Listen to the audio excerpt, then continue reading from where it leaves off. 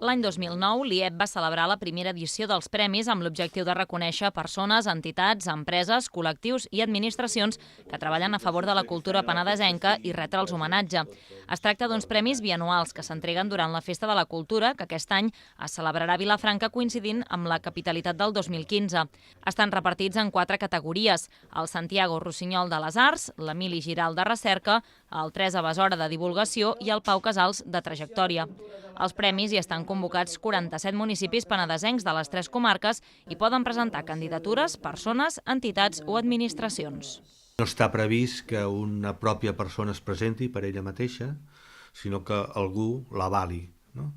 I simplement pot ser una persona que avali una altra, doncs, justificant perquè creu que mereix aquell premi, aquell reconeixement i quins mèrits ha fet.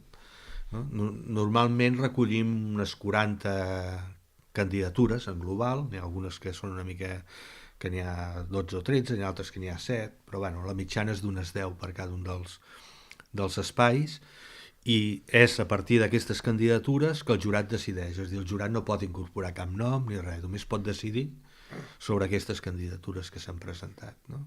Les candidatures es poden presentar fins al 20 d'abril. S'ha d'omplir una fitxa que es pot trobar a les diferents seus de l'IEP, així com a la pàgina web. Un cop es tanqui el termini, el jurat, format per 7 membres, seran els encarregats d'escollir els guardonats en les 4 categories.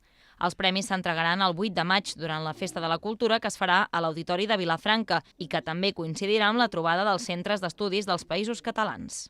És un punt de trobada de tota la cultura penedesenca i on normalment agrupem unes 400 persones, perquè els espais que utilitzem acostumen a ser d'aquesta capacitat.